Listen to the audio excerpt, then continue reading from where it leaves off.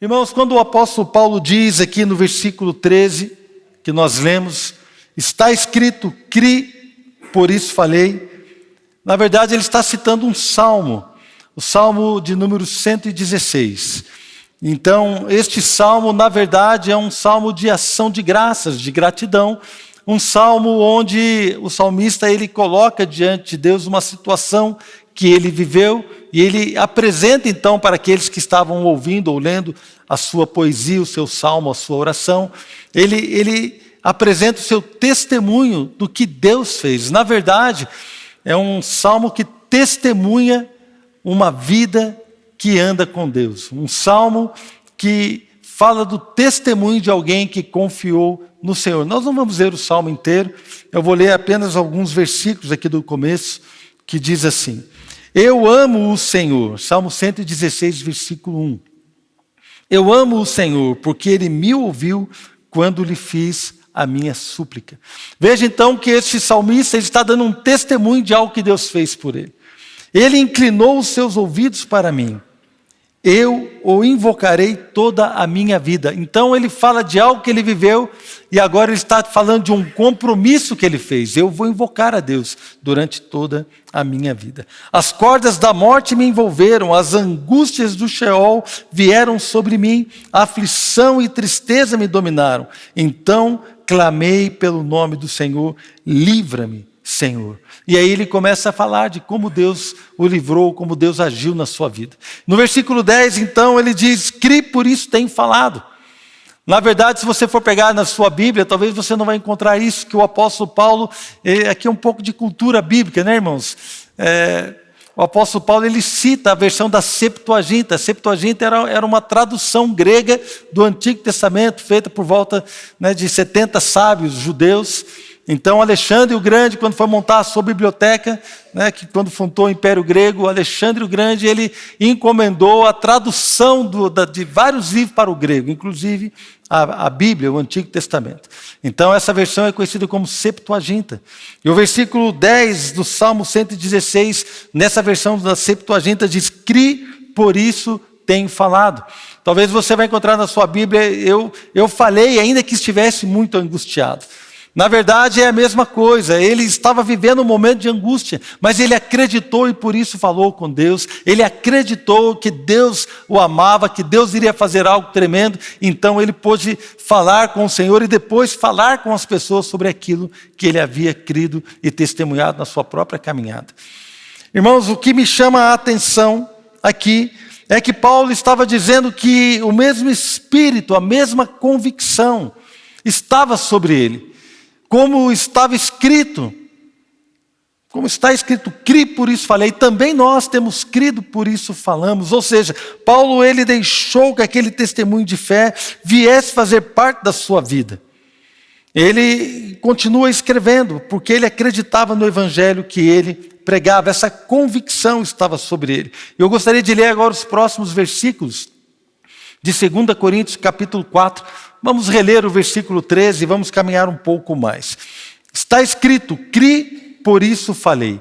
Com esse mesmo espírito de fé, nós também cremos e por isso falamos. Porque sabemos que aquele que ressuscitou o Senhor Jesus dentre os mortos, também nos ressuscitará com Jesus e nos apresentará com vocês. Tudo isso é para o bem de vocês, para que a graça que está alcançando um número cada vez maior de pessoas, faça que transbordem as ações de graças para a glória de Deus. Por isso não desanimamos. Aleluia. Embora exteriormente estejamos a desgastar-nos, interiormente estamos sendo renovados dia após dia. Pois os nossos sofrimentos leves e momentâneos estão produzindo para nós uma glória eterna que pesa mais do que todos eles. Assim, fixamos os olhos, não naquilo que se vê, mas no que não se vê, pois o que se vê é transitório, mas o que não se vê é eterno. Até aí. Nós vamos caminhar um pouco nesse texto hoje. Paulo descreve a sua situação, o que ele vivia como um ministro do Evangelho, como um apóstolo, como alguém que vivia com uma função, com uma tarefa dada por Deus, de pregar o Evangelho. Então ele apresenta aquilo que ele cria. No versículos 14 e 15 ele fala: nós sabemos que o Senhor ressuscitou.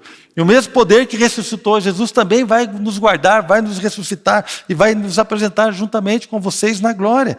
Temos um caminho para viver e sermos apresentados lá no céu com o Senhor, né? Totalmente abençoados. Ele fala: tudo isso que acontece é para o bem de vocês. E também ele fala no versículo 16: não desanimamos. Nós não desanimamos. Amém, irmãos? Não fique desanimado. Não permita que você fique desanimado. Não se permita desanimar. Embora exteriormente estejamos a desgastar-nos, interiormente estamos sendo renovados dia após dia. Eu lembro de um dia que a gente estava saindo, Silvio, já faz tempo já, viu, pastor Silvio Tânia? Estava indo para já faz tempo mesmo, mas a gente estava indo para um jantar de namorados. Eu lembro que eu botei uma roupa legal, né, assim, dei uma ajeitada aqui no cabelo e tal, fiquei arrumadinho, entrei no elevador com a Adriana, aí a Adriana botou a mão no meu rosto, assim, eu falei assim, começou a fazer um carinho, né, assim no meu rosto, e eu falei assim: nossa, que benção, né, irmãos? Só nós dois no elevador, assim, olhando no espelho, ela começou a passar a mão no meu rosto, daqui a pouco ela botou a mão na minha ruga, começou a esticar assim. Aí eu falei assim: nossa, tá com a ruga aqui, né? Sabe quando você está, né, ficando assim, cai, né? Eu achei que ela estava, mas eu rachei de rir, porque o nosso exterior tá desgastando, irmãos. Está corrompendo, né? Então não adianta, começa a cair aqui, começa a cair ali, começa o cabelo a ficar branco. Não tem problema, irmãos. Porque ainda que o nosso exterior se desgaste, o nosso interior é renovado. Né? Paulo está falando de outras situações, é claro, fiz aqui uma brincadeira, mas ele está falando de coisas que ele passava. A gente vai falar um pouco sobre isso.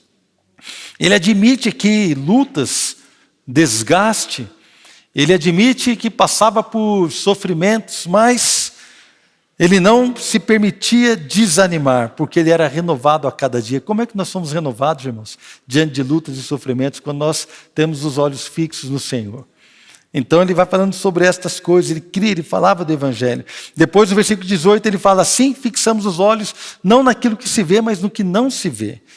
Então, irmãos, ele tinha uma maneira de conduzir a sua vida. Ele tinha uma maneira de viver aquilo que ele começou lá atrás, dizendo: olha, está escrito, eu criei, por isso falei. Nós também temos crido, por isso falamos. Nós também cremos, por isso falamos. Então ele vem e desenvolve um quadro. Eu gostaria que eu e você pudéssemos aplicar este quadro, algumas dessas realidades, no nosso dia a dia, na nossa vida. Então, começando com esta verdade que está no versículo 13. Eu criei, por isso falei. Irmãos, nós falamos o que cremos. Para o bem e para o mal. É claro que aqui o apóstolo Paulo está falando de algo, parece que é positivo. Não, eu criei, por isso eu falei. E ele então começa a dizer de todas as coisas que ele estava vivendo. E citando o salmista, lá do Salmo 116, que na verdade é um testemunho. Aquele testemunho impactou o apóstolo Paulo. Era a Bíblia que ele lia no Antigo Testamento. O apóstolo Paulo foi impactado pelo testemunho do salmista, do Salmo 116. E aquilo então marcou o coração dele. Eu criei, por isso falei. Até que muitos anos depois, aqui no Novo Testamento, Paulo escrevendo para a igreja, falou assim: esse mesmo Espírito é sobre mim, nós cremos e falamos. Ele está dizendo de coisas positivas. Mas eu preciso abrir um parênteses aqui e entender que nós falamos o que cremos. E talvez o que você crê não tem muito a ver com a palavra de Deus. A pastora Viviane pregou aqui no sábado à noite, no nosso celebre, e ela falou então que Deus estava querendo nos libertar de algumas crenças, porque as crenças que temos, elas nos limitam a viver aquilo que Deus tem para nós. Aquilo que nós acreditamos muitas vezes é formado em nós por expectativas que vivemos, por frustrações pela história, por todo um crescimento. Crescemos num lar talvez disfuncional, crescemos num ambiente com dificuldades financeiras ou com um abandono, não sei. Então crenças são colocadas sobre nós. Tivemos problemas com a igreja, tivemos problemas com amigos, tivemos problemas conjugais, tivemos situações, e talvez estas situações queiram impor em nós algumas crenças. Então nós cremos e falamos. E a pergunta que fica para mim hoje e para você é: o que é que nós temos falado? O que é que você tem falado? acerca da sua vida, acerca da sua família, acerca do seu casamento. O que é que você tem falado sobre o futuro? Como que vai ser o seu futuro? O que é que você tem falado? O que é que nós temos falado? Então, Paulo percebeu que ele precisava ser como o salmista. Ele queria ter este mesmo espírito de fé.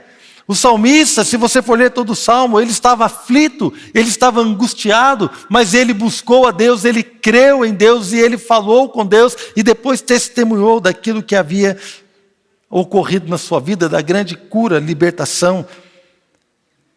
Caleb, nós sabemos, né, Josué e Caleb também tem uma história parecida, mas de Caleb Deus dá um testemunho lá em Números, não precisa abrir, Números 14, 24, diz assim: mas como o meu servo Caleb tem outro espírito, e ele me segue com integridade, eu o farei entrar na terra que foi observar, ele e os seus descendentes a herdarão.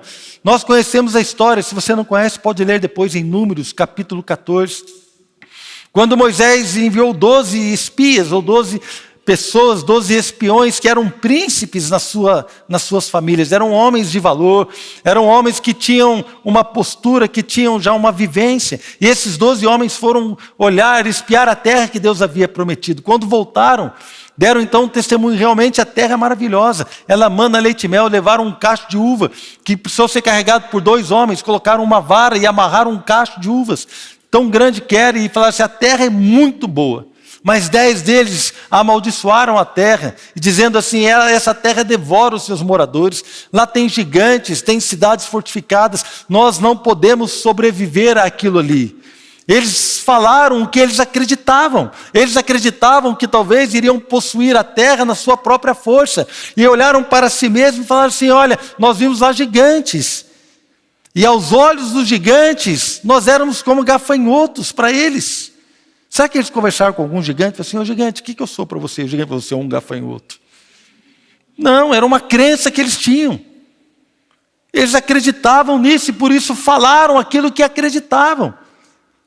Mas houve 2 homens que tiveram um discurso diferente, assim: não, 2 homens que entenderam que não seria na força do seu braço, 2 homens que conheciam a Deus e que tinham um espírito, uma convicção diferente. E esses homens eram Josué e Caleb, falaram assim: não, se o Senhor se agradar de nós, nós vamos comê-los, devorá-los como se devora um pão. O amparo deles já se foi, Deus está conosco, Deus é poderoso para nos introduzir nesta terra. E toda a congregação de Israel queria apedrejar esses 2 homens. Queriam matá-los apedrejados. Mesmo assim, eles mantiveram um discurso de fé diante de toda aquela situação. Um espírito, uma convicção. Eu creio, por isso eu falo. Eu quero perguntar para você: o que você tem dito? Nós precisamos nos adequar à palavra, nos alinhar com o discurso de fé que a palavra nos propõe. Nós precisamos entender que as promessas de Deus, quem Deus é, tudo isso precisa encher o nosso coração, porque o coração, a boca fala do que está cheio, o que, irmãos? O coração. E quando o seu coração estiver cheio de Deus, você vai falar o que Deus falaria sobre sua vida. Você vai falar o que Deus falaria acerca dos seus filhos. Você vai falar aquilo que Deus fala sobre o seu casamento. Você vai falar aquilo que Deus fala sobre a igreja. Você vai começar a falar as promessas de Deus, porque você vai tirar os olhos de si mesmo. E você então vai ver que nós servimos a um Deus poderoso, maravilhoso, um Deus que nos amou primeiro, que provou o seu amor para conosco, tendo Cristo morrido por nós, sendo nós ainda pecadores, como diz a palavra. Pode ser que ninguém morre por outra pessoa, pode ser que por uma pessoa boa alguém se anime a morrer, pode até ser que o cara é tão bom, o Fabiano é tão bom que talvez por ele eu morra, talvez, né? Mas Deus prova o seu amor para conosco, tendo Cristo Jesus morrido por nós, sendo nós ainda pecadores. A tranqueira que eu sou, eu sei de onde eu vim, eu me conheço, eu sei quem eu sou. Jesus se animou a morrer por mim. Irmãos, não tem o que eu faça para expressar a minha gratidão. O que eu posso fazer? eu posso deixar que esta realidade espiritual, que esta verdade preencha o meu coração de tal forma, irmãos, que quando eu abrir a boca para falar qualquer coisa, mesmo a pior pessoa fala assim, não, mas tem jeito, se ele se alinhar com Deus, Deus vai resolver a vida dele. Eu perdoo, eu abençoo, eu creio, Deus vai fazer. Eu olho para as minhas finanças e falo assim, Deus vai fazer. Tu és poderoso para suprir a minha vida, a minha casa. Eu olho para o meu casamento e falo, Deus vai nos curar. Eu olho para os meus filhos, eu abençoo, vocês serão poderosos na terra. A minha descendência será poderosa na terra. Outro dia eu estava na minha leitura, eu gosto de ler a Bíblia no papel, tá, irmãos? Quando eu estou na minha leitura em casa. Celular só quando eu estava com a minha Bíblia. Só que a minha Bíblia ficou na bolsa da Olívia. E então eu peguei a Bíblia da Adriana, que é muito parecida com a minha. Do mesmo jeito, só que a dela é capa marrom e a minha é capa preta. A única diferença. Né? E eu estava lendo lá um salmo. E esse salmo fala assim, a sua descendência será poderosa na terra. Aí tinha uma anotação da Adriana, com a caneta. Ju e Fê, Flá e Marcelo. Ela riscou esse versículo e profetizou sobre a vida das nossas filhas e dos nossos genros. Eu tirei uma foto e mandei para as meninas, né? A Fernanda está aqui. Tirei uma foto, estou lendo a Bíblia da sua mãe, na minha leitura diária caiu esse salmo. E olha só o que eu achei. Eu tenho um grupo, a Adriana nem sabe disso, tem um grupo só pai e filhas, onde nós queremos, né, fazer surpresa ou falar mal dela. Ela também tem um grupo só com as meninas. Aliás, esse negócio de grupo, eu vou te contar um negócio. Irmão. E às vezes eu gravo umas músicas, mando para elas mandam coisas que são nossos assuntos de pai e filhas. E eu peguei e mandei para a Fernanda e para a Flávia, falei assim, olha o que eu encontrei aqui. Irmãos, alguém que leu algo, uma promessa, na palavra de Deus, se apropriou dessa promessa e a declarou sobre a sua descendência.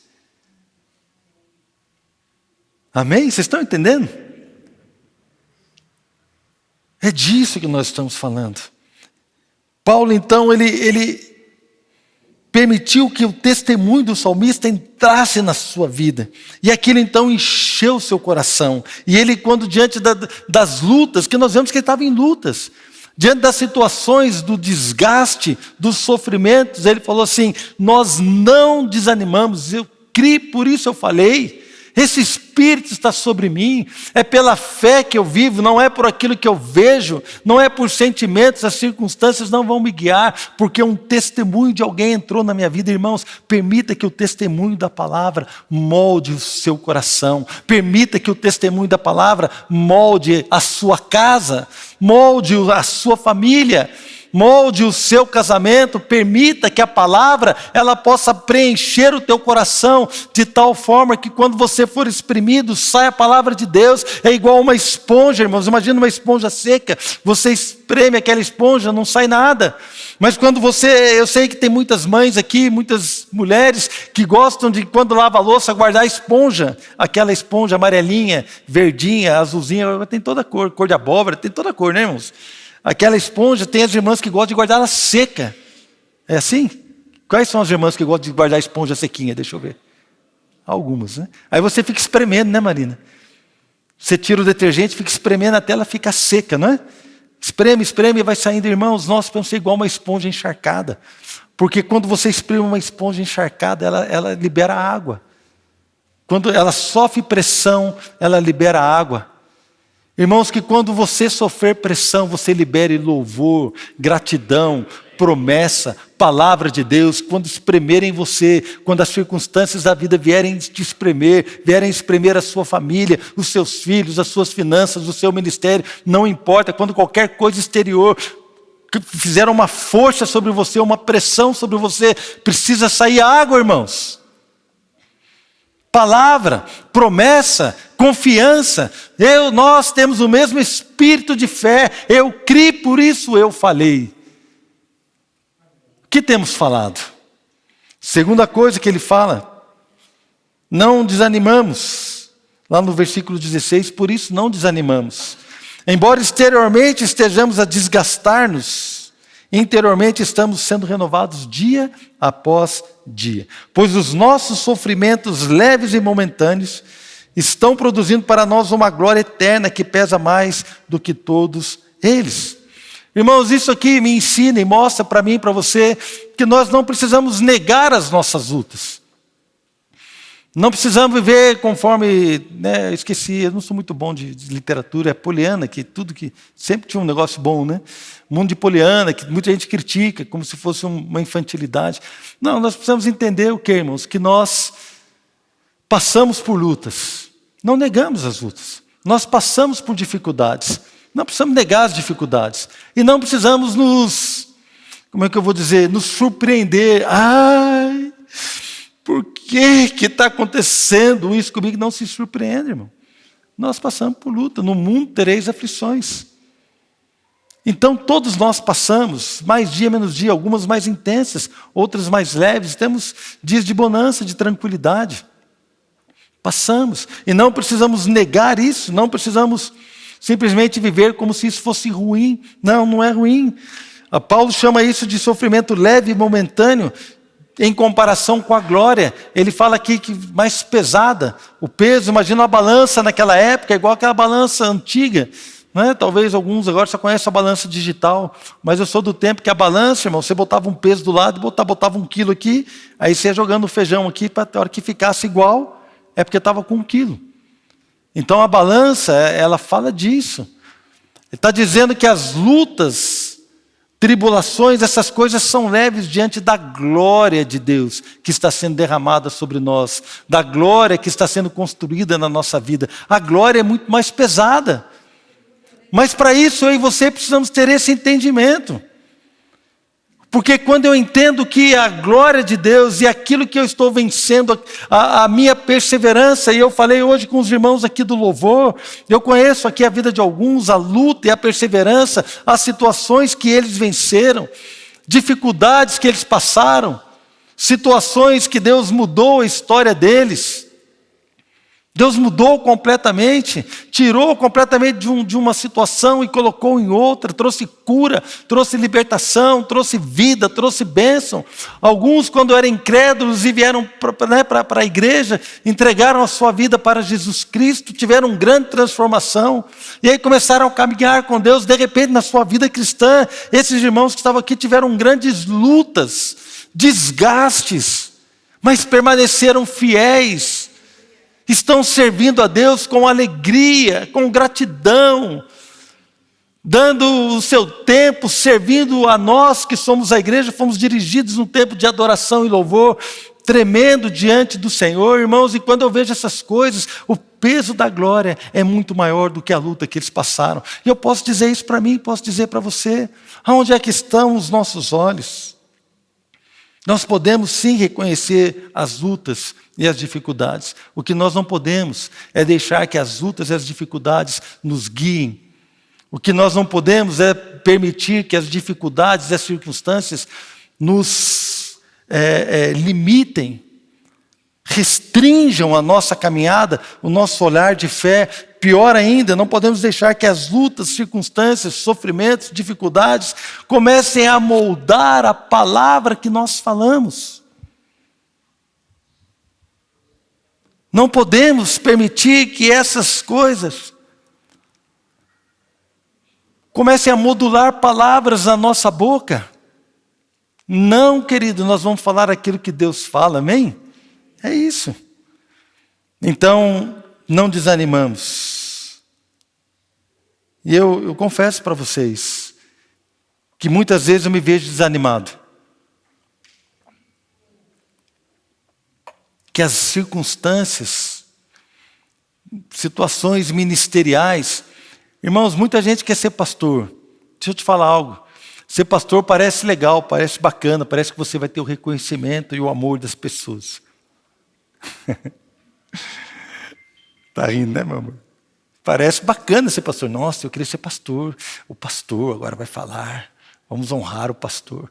Irmão, se Deus não te chamou, não queira. Não queira. Porque não é fácil. O apóstolo Paulo, então, misericórdia, eu não consigo imaginar na minha mente o que esse cara passou. Não consigo imaginar. Então ele fala das lutas, e nós, como pastores, desanimamos, irmãos.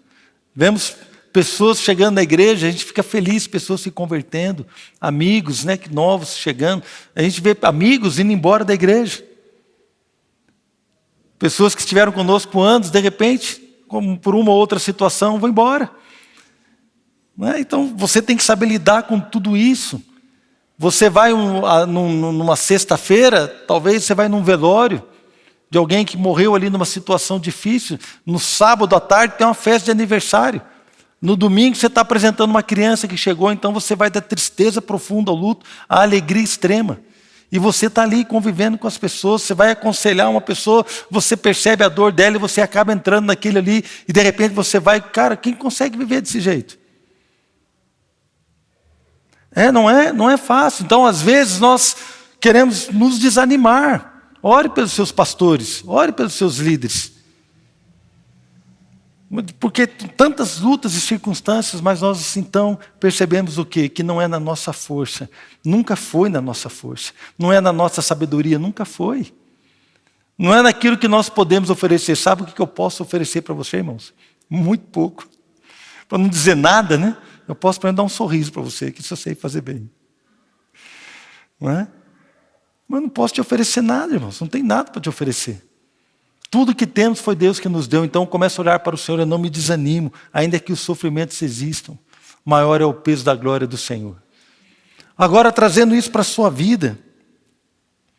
Você que é pai, você que é mãe, marido, esposa, às vezes você olha para sua esposa, você quer desanimar por conta de uma luta, de uma enfermidade, de uma circunstância. Você olha para suas finanças e quer se desanimar, porque por mais que você lute e trabalhe, de repente quebra o carro, quebra um negócio, estraga a máquina de lavar, e você quando ia conseguir algo, vê uma circunstância que rouba aquele sonho, aquele desejo. Não é assim, irmãos? Então são situações que querem trazer desânimo sobre nós. Mas nós não podemos desanimar, porque nós cremos e falamos. Nós cremos que tem um Deus que está olhando por nós, que está cuidando de nós. Então nós falamos, não podemos desanimar. Declare a palavra, declare a promessa. Você que é pai, você que é mãe, abençoe seu filho. Abençoe, abençoe. Não pare de abençoar. Coloque limites também, mas com bênção, com alegria no seu coração. Não se desanime, meu irmão.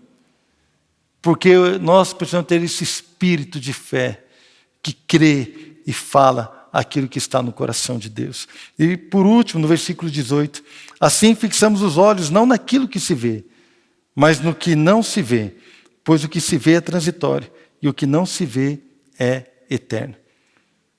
Não é? Parafraseando aqui, tudo numa frase só, e honrando a minha esposa, tudo é espiritual. Como é que você fica os olhos naquilo que você não vê? Eu fiquei pensando nisso aqui hoje, né? Isso aqui parece uma pegadinha, né, irmãos? Uma coisa é você fixar os olhos naquilo que você vê. E eu lembro, né, quando eu comecei a me envolver com a Adriana, eu comecei, né, assim, ficar apaixonado por ela. Então era fácil fixar os olhos nela. Até hoje meu amor. Né? Você está vendo. Você fixa os olhos naquilo que você vê. É que nem a criança. Bota a criança diante de tela, né, irmãos? Restringam o tempo de tela dos seus filhos, tá? Mas se você botar a criança diante de uma tela da televisão, ela fica fascinada, ela fica vidrada. Fixa os olhos naquilo que ela está vendo.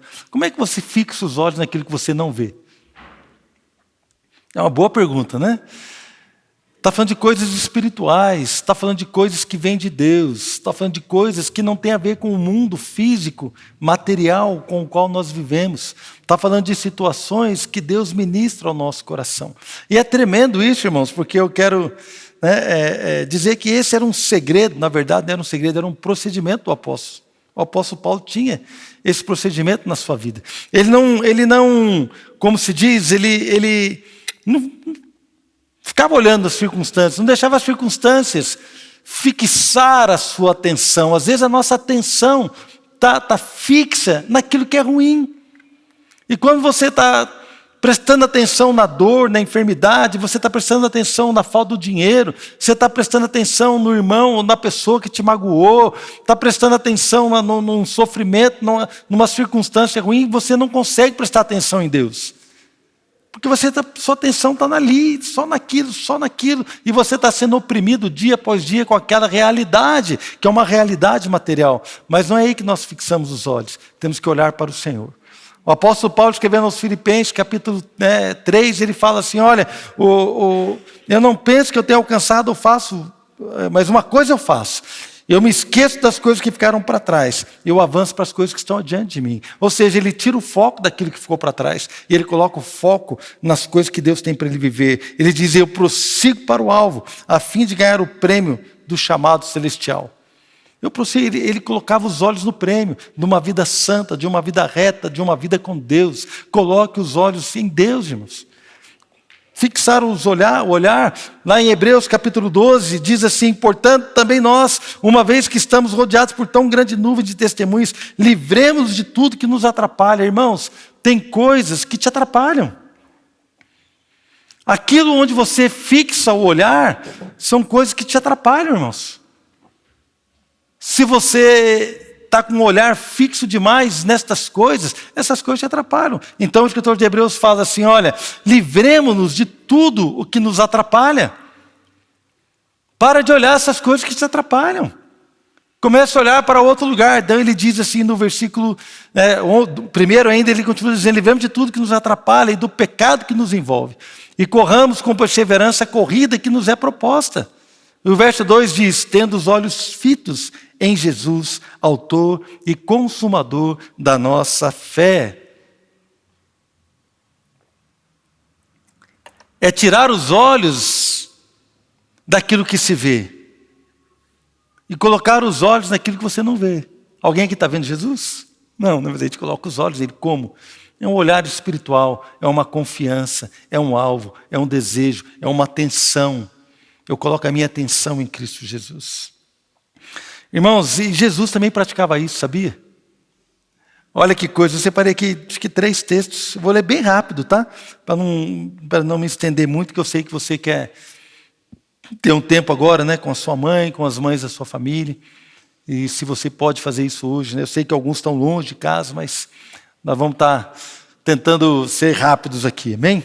Olha o que Jesus fazia, Jesus praticava isso. Na multiplicação dos pães, Marcos 6:41, havia uma multidão e não tinha nada. Então alguém levou 5 pães e 2 peixes para Jesus. Então, Marcos 6:41, tomando 5 pães e 2 peixes, e olhando para o céu, deu graças e partiu os pães. Em seguida entregou os seus discípulos, para que servissem o povo. E também dividiu os 2 peixes entre todos eles. Todos comeram e ficaram satisfeitos. Ele tinha 5 pães e 2 peixes. Imagina, um cestinho com 5 pães e 2 peixes. Não eram 2 baleias, né, irmãos? Para alimentar, eram 2 peixes pequenos. E ele estava com aquilo nas suas mãos. A hora que ele pegou aquilo nas mãos, a Bíblia diz que ele olhou para o céu. Ele tirou os olhos daquilo que era limitado. Ele colocou os olhos naquilo que era ilimitado, o poder de Deus, do seu Pai. E aí todo mundo se alimentou. Levaram para ele, Marcos capítulo 7:32, cura de um surdo que não podia falar direito, né? Ele falava atrapalhado. Então, levaram esse surdo para ele, Marcos 7:32. Ali algumas pessoas lhe trouxeram um homem que era surdo e mal podia falar, suplicando que lhe impusesse as mãos. Depois de levá-lo à parte, longe da multidão, Jesus colocou os dedos nos ouvidos dele. Em seguida, cuspiu e tocou na língua do homem. Verso 34, então voltou os olhos para o céu e com um profundo suspiro disse-lhe, Efatá, que significa abra-se. Diante dele estava um homem surdo. Era o que os seus olhos naturais estavam vendo. Mas ele tirou os olhos daquele homem, olhou para o alto. Imagine que esse suspiro foi de buscar a inspiração em Deus. Ah, Pai, como o Senhor é bom. Ah, Pai, como o Senhor é poderoso. O Senhor criou todas as coisas. O Senhor é poderoso para fazer infinitamente mais de tudo quanto pedimos ou pensamos. Pai, eu estou aqui na terra diante desse homem. O pecado trouxe ele a essa situação. Mas o Senhor é poderoso não só para perdoar, mas para curar. Então ele suspirou.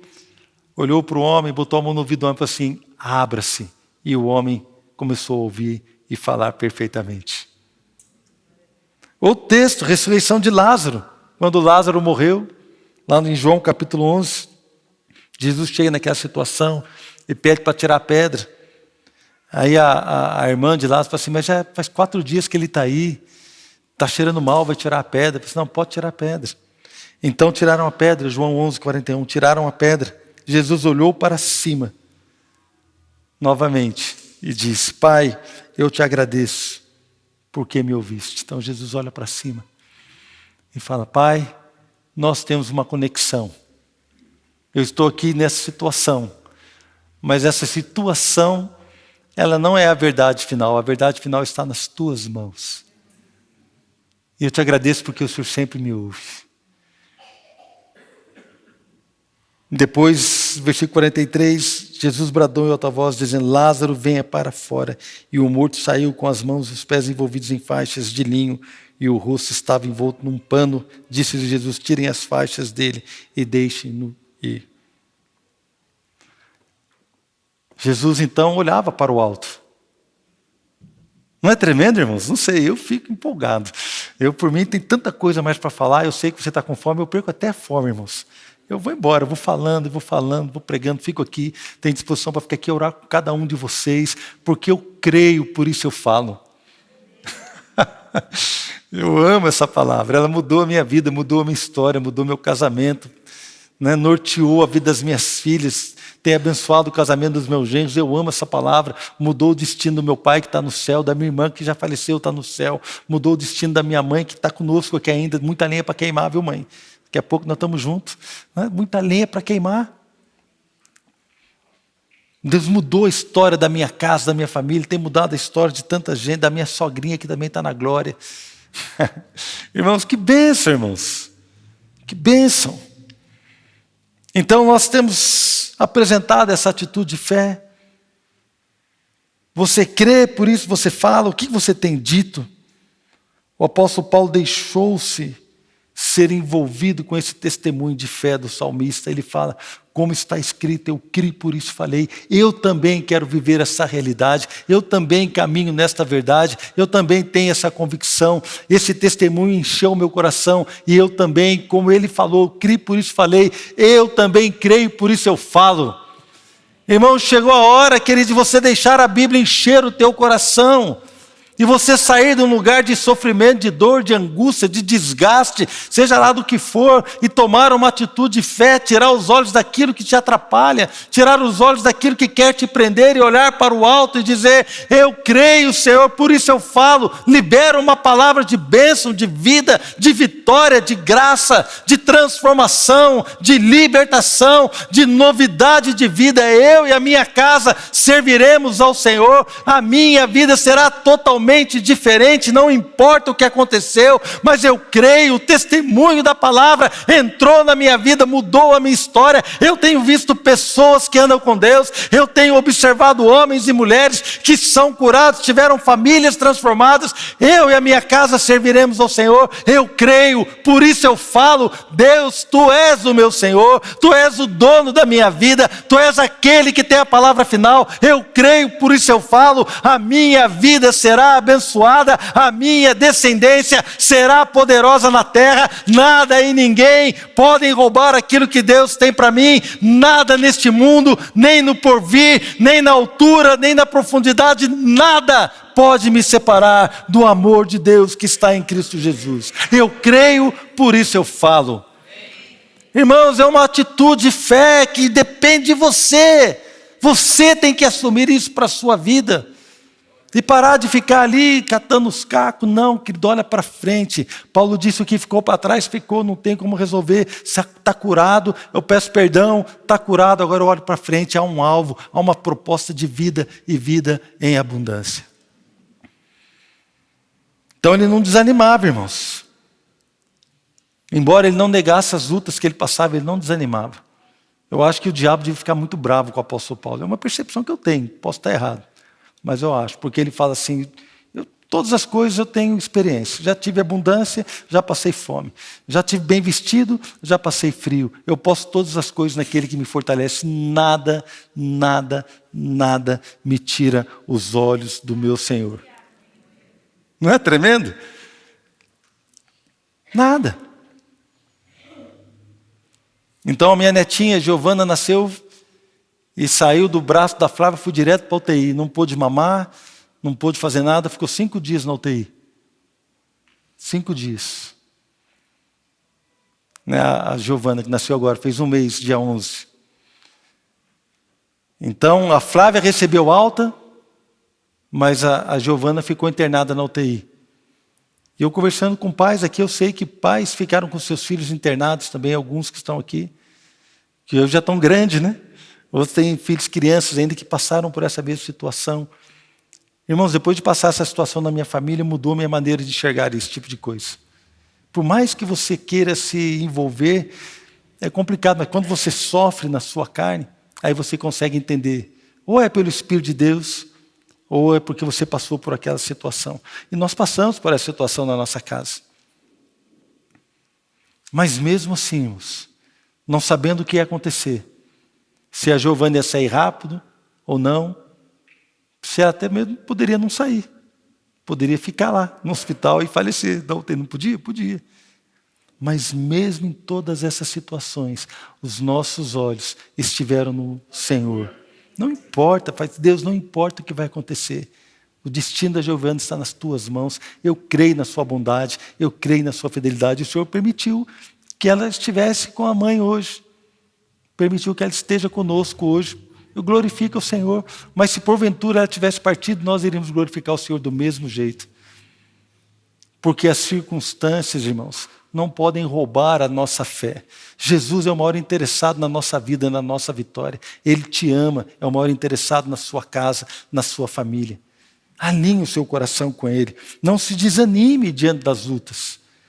Seja fervoroso, fiel, siga firme em nome de Jesus. E por último, fixe os olhos naquilo que você não vê. Talvez eu creio que estou falando com pessoas aqui que estão muito abaladas com aquilo que estão vendo. Talvez você esteja muito abalado ou abalada com a situação que você está vendo. Parece que não tem saída. Mas agora eu quero convidar você a fixar os seus olhos naquilo que você não vê, que é a graça de Deus, o poder de Deus e o amor de Deus. Eu queria que você fechasse os teus olhos, mesmo sentado. Eu creio que Deus vai tocar pessoas neste lugar, neste momento. Amém, meu querido, meu irmão, minha irmã. Eu creio que Deus vai tocar hoje vidas aí em casa. Vai tocar vidas, porque chegou o momento, irmãos, de você começar a falar de uma maneira correta, de você então começar a falar aquilo que você crê. Se você está aqui na igreja, porque você crê que Deus te ama. Então comece a alinhar o seu discurso com a sua fé. Tire dos seus olhos aquilo que talvez possa estar te atrapalhando. Tire dos seus olhos aquilo que te atrapalha. Comece a olhar como Deus olha as situações. Comece a liberar palavras de Deus. Não se desanime diante das lutas. E fixe os seus olhos naquilo que não pode ser notado fisicamente, materialmente. Mas você pode ter essa certeza espiritual de que Deus está te chamando para uma novidade de vida, de que Deus está te chamando para um alinhamento, para uma alegria, para uma constância. Deus está te chamando para um compromisso com Ele.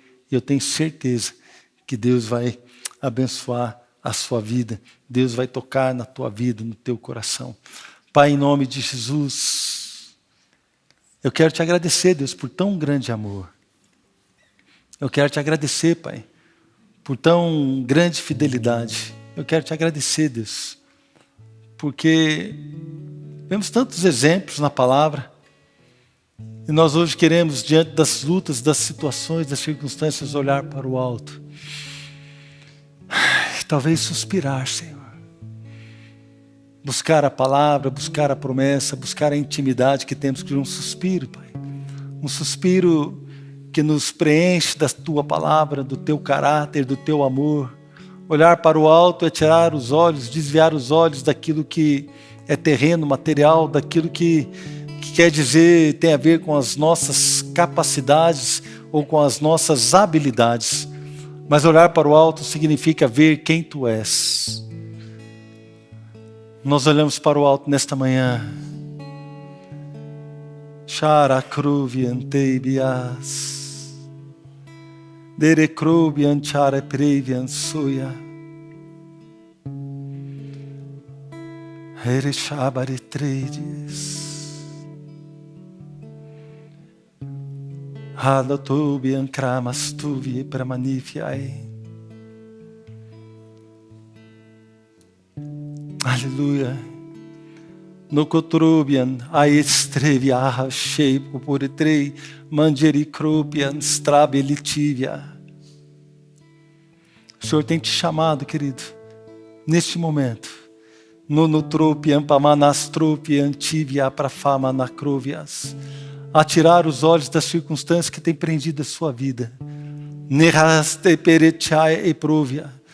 Não é negá-las e também não é dizer que elas não existem, ou desprezar a força, a dor, ou desprezar a angústia. Não, não é isso. Mas é começar a comparar tudo aquilo que você está vivendo. Ou como se colocasse num peso, numa balança comparativa. E começar a perceber que o que Deus tem derramado sobre a sua vida, como glória, como promessa, como probabilidade de vida, como um caminho proposto pelo Deus Criador Altíssimo, Todo-Poderoso, começar a colocar como uma balança para comparar, e vai perceber que muito maior é o peso de glória eterna, muito maior é aquilo que Deus tem proposto, muito maior é aquilo que Deus tem feito, muito maior, muito mais pesado, muito mais relevante, muito mais significativo é aquilo que Deus, aquilo que Deus está proporcionando para você como promessa. O Senhor está te chamando agora. Olhe para o alto, olhe para mim, olhe para mim. Você nunca vai ver em mim um olhar que despreza, um olhar que rejeita, um olhar que acusa, um olhar que deseja o seu mal, pelo contrário, quando você olhar para mim, com o coração contrito, desejando a minha graça, desejando o meu perdão, você poderá ver o meu amor, você poderá entender a minha graça, e você terá forças para continuar caminhando, sabendo que eu estou contigo, não te deixarei, nunca, jamais te abandonarei. Vamos ficar de pé, irmãos. Xandandore cruvian xarabaranabancheias, nore cruvio xandalevaranias. Comece a agradecer a Deus, enquanto o pastor Fabiano nos dirige numa canção. Agradeça a Deus no seu lugar aí. Obrigado, Senhor, pelo teu amor. Obrigado, Senhor, pelo teu cuidado. Algumas pessoas estão sendo desafiadas a mudar o seu discurso. Comece a mudar agora, talvez situações difíceis. Comece a abençoar a sua vida, comece a abençoar a sua casa, comece a abençoar a sua família. Mude o seu discurso. Declare aquilo que Deus quer fazer na sua vida em nome de Jesus. Abençoe a sua vida, abençoe os seus filhos, abençoe o seu casamento. Abençoe, querido, abençoe o seu ministério, abençoe a igreja da qual você faz parte, abençoe os seus líderes, abençoe as vidas. Abençoe o lugar que você trabalha, a sua empresa, abençoe as suas finanças. Mude o seu discurso nesta manhã.